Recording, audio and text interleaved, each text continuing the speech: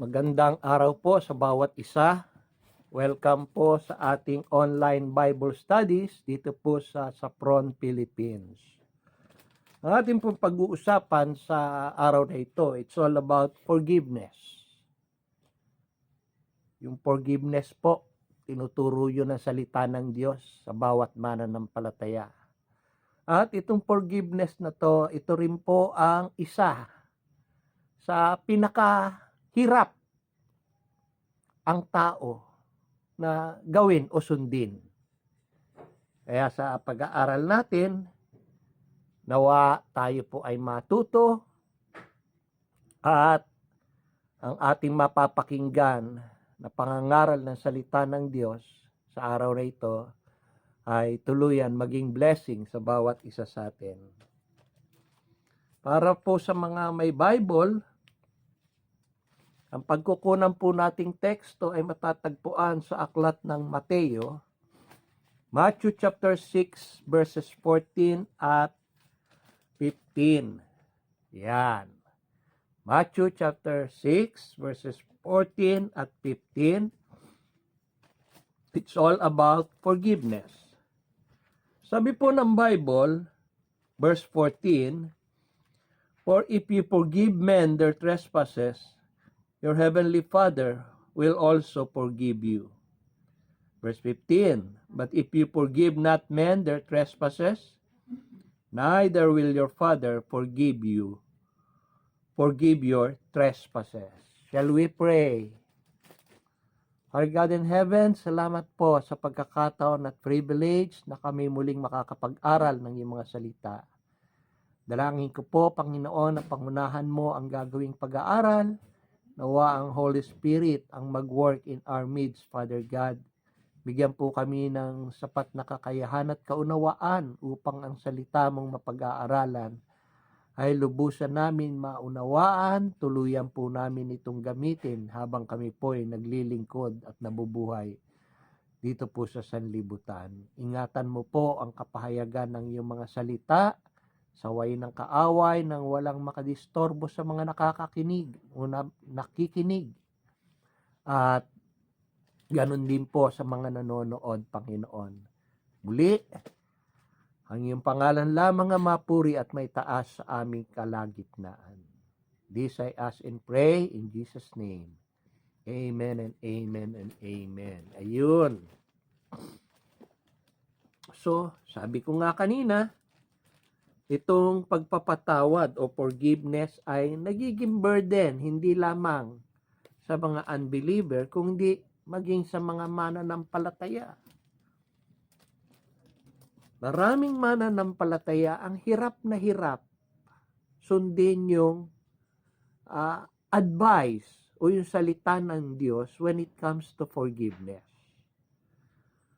So, yung po yung talata. Sinasabi po sa atin ng talata sa Matthew chapter 6 verse 14, kung iyong patatawarin ang mga tao sa kanilang mga paglabag, ay patatawarin din kayo ng inyong makalangit na Ama. See? Kung marunong daw po tayo magpatawad sa mga taong nagkakasala sa atin, ay malugod din tayong patatawarin ng ating Amang nasa langit sa lahat ng ating mga pagkakasala, anumang pagkukulang at mali natin nagawa. Okay? Yung verse 15, ito po yung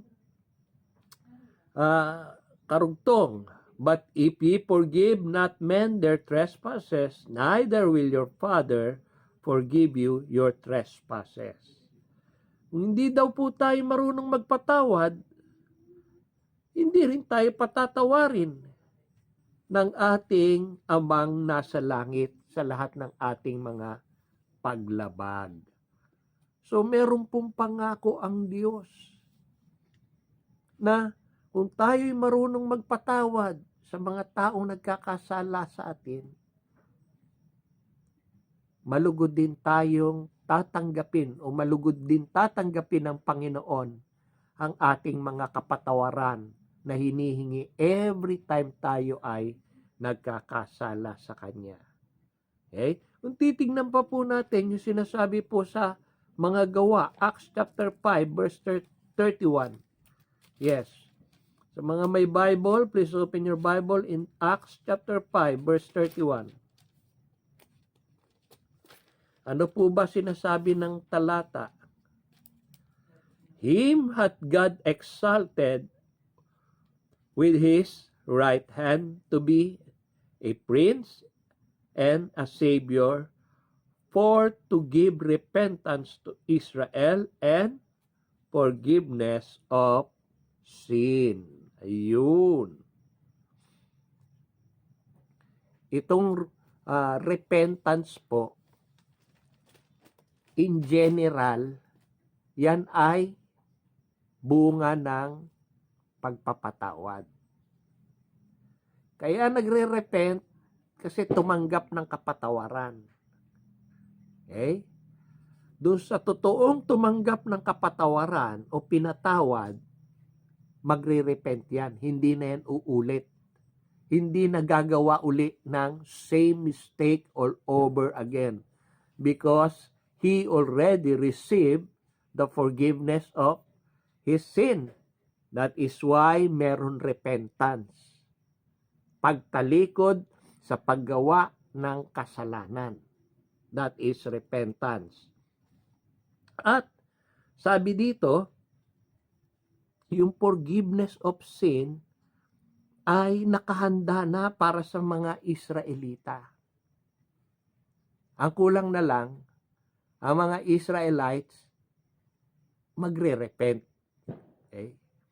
Ang nangyayari po kasi sa kasalukuyan, maging sa ating mga hindi Israelita, maging sa mga hindi Hudyo, sa mga Grego, sa mga Hentil, kagaya po natin, every time na tayo ay nagkasala, hihingi tayo ng tawad sa Panginoon, patatawarin tayo ng Panginoon. Pero, ang problema, we keep on committing or doing same mistake again and again. Kaya walang repentance. Okay? Pag walang repentance, ibig sabihin nun, hindi tayo sincere sa paghingi ng kapatawaran sa ating mga nagawang kasalanan. Okay? Alam natin, ang Diyos, handa po siyang patawarin ang ating mga pagkakasala. Pero gusto niya rin na tayo ay matuto at huwag nang ulit-ulitin ang pagkakamali o pagkakasalang ating nagawa. Kaya gusto ng Diyos may repentance. Okay? Kung titingnan naman po natin sa book of Ephesians chapter 1 verse 7. Ephesians chapter 1 verse 7, ano naman po ba sinasabi ng talata? Sabi po ng Bible, Ephesians 1:7, in whom we have redemption through His blood, the forgiveness of sin, according to the riches of His grace.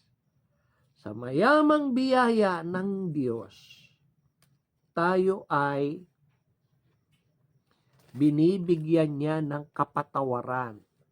Kasi yung ginawa niya doon sa Calvary, yung ginawa niya na paglilinis sa kasalanan ng sanlibutan doon sa Calvary, redemption of sin, that was performed by the Lord Jesus Christ, doon sa Calvary, ito po ay sakop lahat ng ating pagkakasala. At ito ay bunga ng tinatawag na riches of God's grace. Yung riches of God's grace. Dapat po sana maunawaan natin. Kaya tayo pinatawad ng Panginoon dahil ang Panginoon ay sadyang mabiyaya.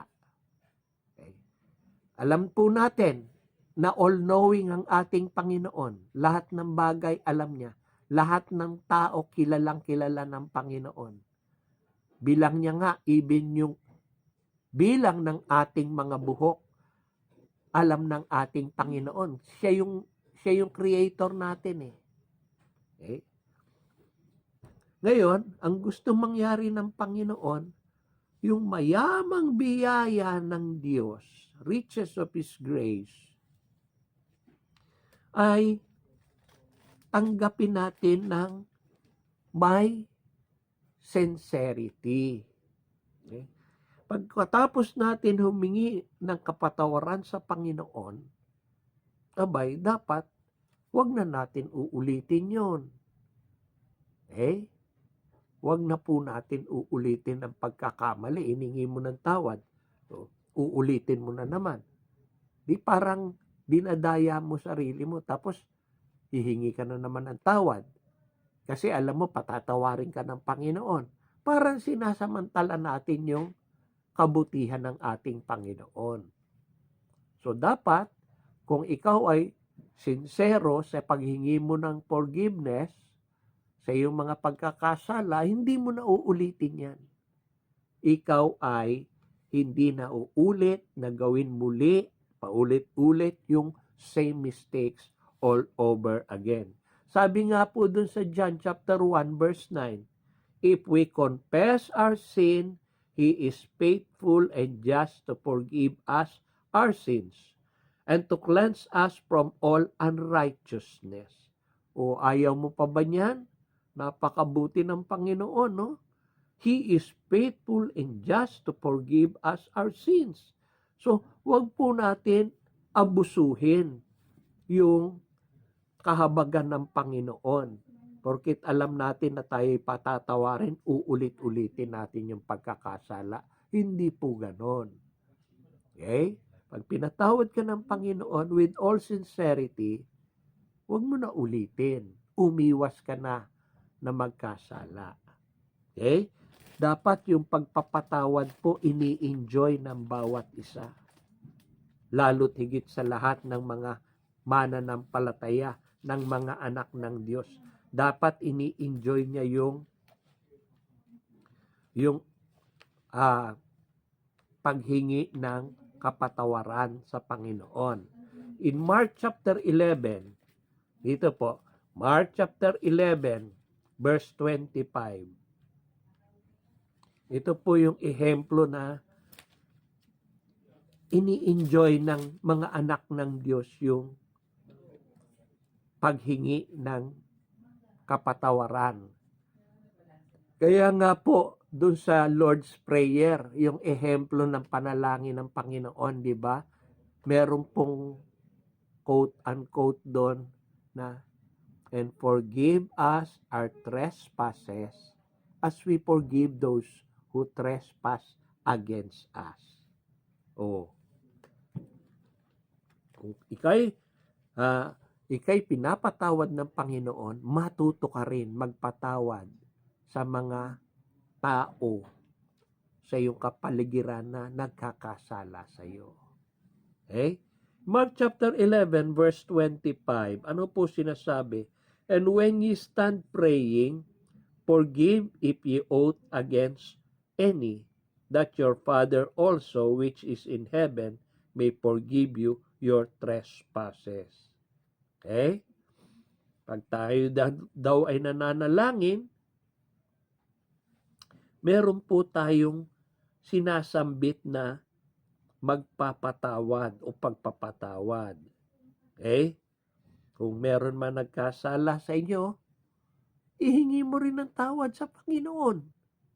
Diba? Ano sabi ni Stephen nung siya'y pinagbabato hanggang siya'y mamatay? Di ba hiningi niya ng tawad yung mga taong bumato sa kanya hanggang siya'y mamatay? Before giving up the ghost, Stephen asked for forgiveness dun sa mga taong nanakit at bumabato sa kanya, at habang siya ay binabato, hiningi niya ng kapatawaran yung mga taong yon. Sasabihin natin, ang hirap nun. Hindi po, tayo lang nagpapahirap. Kung titignan mo ang Panginoon, pinapatawad ka niya, tapos ikaw hindi ka marunong magpatawad. Okay? Dapat matuto rin po tayong matutong magpatawad. Tingnan naman natin yung sa sinasabi sa Lucas chapter 17. Luke chapter 17. Okay? Sabi po ng talata, verse 4, if he trespass against thee 7 times in a day, and 7 times in a day turn again to thee, saying, I repent, thou shalt forgive him. Ayun. So, yung sinasabi ng talata. Okay? Kung lumalabag siya sa iyo ng 7 ulit sa isang araw, ay 7 ulit din sa isang araw na nagbalik muli sa iyo na sinasabing ako'y nagsisisi, ay patatawarin mo siya. Okay? Tinuturo sa atin ng Panginoon na talagang dapat matuto tayong magpatawad. Huwag po natin patigasin yung puso natin. Okay? Kasi ang Panginoon, kahit anong pagkakasala, kahit anong laki ng ating kasalanan, handa po siyang patawarin tayo. Nawa, ganun din po tayo sa ating mga kapwa, lalo't higit sa lahat sa kapwa natin mananampalataya. Matuto po tayong magpatawad. Paano yan? Hindi ka marunong magpatawad. Pag nagkita kayo sa langit, hindi mo pa rin siya patatawarin, ay hindi ka makakarating ng langit. Dahil yung iyong pananampalataya ay walang kalakip na pagpapatawad. Ang tunay na nanampalataya sa Panginoong Hesukristo ay marunong magpatawad. Dahil alam niya na siya'y tinanggap, nung tinanggap niya ang Panginoong Hesukristo, pinatawad na siya sa kanyang pagkakasala ng Panginoon by His own blood.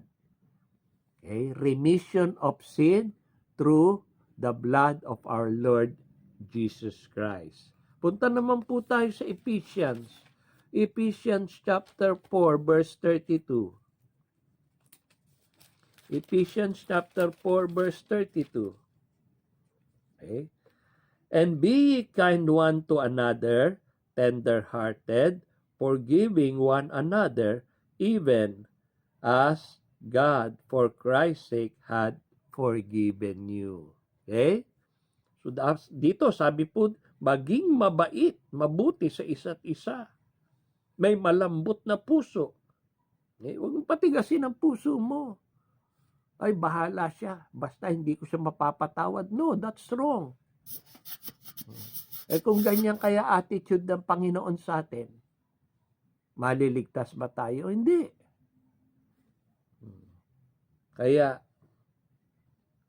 dapat malambot na puso na nagpapatawad sa isa't isa, maging gaya ng Diyos, alang-alang kay Kristo ay pinatawad kayo. Sabi po ng Bible.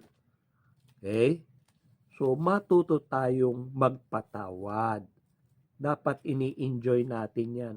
Part ng pagiging anak ng Diyos, marunong magpatawad. Amen? Last verse po natin, Colossians chapter 3, verse 13. Ayan. Colossians chapter 3, verse 13. Ano po sabi ng talata? Forbearing one another and forgiving one another. If any man have a quarrel against any, even as Christ forgave you, so also do ye. Okay? Tapos, basahin ko na rin yung 14. And above all these things, put on charity. Ano yung charity? Pag-ibig ng Diyos. Na ito ay ang buklod ng kasakdalan, which is the bond of perfectness.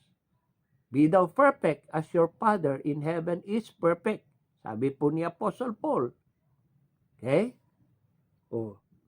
Dapat yung perfectness natin, kaya natin ma-attain o makukuha yung tinatawag na bond of perfectness dahil yung pag-ibig ng Diyos ay tunay nating nadarama sa ating buhay, kaya ito'y ini-spread natin sa mga taong nagkakasala laban sa atin by forgiving them also. The way the Lord Jesus Christ forgave us from all our sins and trespasses and all our iniquities. Ganun po. So, ito po yung mga pangako ng Diyos. Okay? Marunong ka magpatawad, patatawarin ka niya. Okay? Dahil yan po yung bumubuo ng pag-ibig ng Diyos. Bond of perfectness. Okay? Maraming salamat po. Muli tayo yumuko, pumikit, tayo ay manalangin. Amang banal dakila sa lahat, muli Panginoon, maraming salamat sa araw at pagkakataon na ito na ipinagkaloob niyo po sa amin ang inyong mga salita at binahagi ito, Panginoon. Tunay nga na ang pagpapatawad ay isa sa katangian ng bawat mananampalataya. Ang tunay na mananampalatayang umiibig sa iyo ay marunong magpatawad sapagkat ito ay tanda ng pagsunod sa mga salita mo, sa mga tagubilin mo, Panginoon. Tulungan niyo po kami na matutuhan ang pagpapatawad kesa kimkimin po namin ang galit sa aming mga puso. Tulungan niyo po kami sapagkat mahina po kami, Panginoon. Yung pagpapatawad po ay ilagay niyo sa aming puso't kaisipan at ito po ang gamitin namin upang yung paglilingkod namin ay hindi po masayang at kami tuluyan mong kalugdan. Madama namin ang kagalakan sa aming mga puso't kaisipan na kami nga po ay tunay na anak ng Diyos, ang Diyos ng pag-ibig, at yan ay ang Panginoong Hesukristo. Maraming salamat po sa pag-aaral na ito. Nawa meron pong natuto. Salamat din po sa rebuke.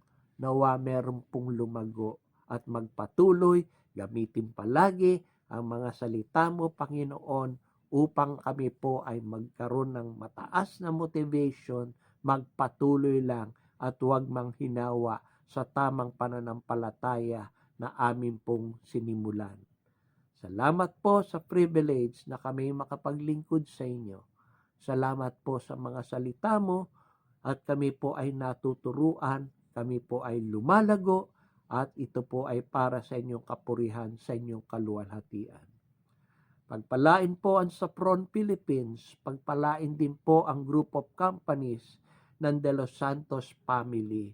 Ingatan niyo po ang bawat mananampalataya sa mga karamdaman na kumakalat gaya po ng virus na kumakalat sa kasalukuyan. Bigyan niyo lagi kami ng proteksyon sapagkat kayo po ang Diyos na buhay na makapangyarihan sa lahat. Ingatan niyo po kami, Panginoon, maging ang aming mga mahal sa buhay.